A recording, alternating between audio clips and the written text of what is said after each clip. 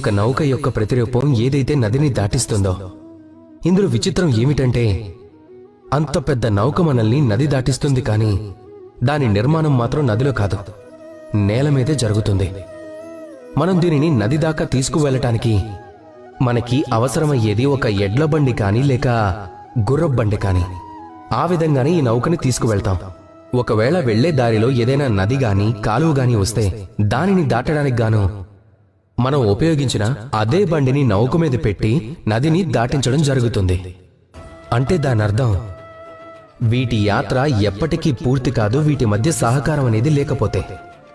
అందుకని ఈ సామెత పుట్టింది, ఓడలు బళ్ళవుతాయి, బళ్ళు ఓడలవుతాయని. ఇది మన జీవితంలో అత్యంత ప్రధానమైనది. మానవ సంబంధాలలో అత్యంత ప్రముఖమైనది సహకారం.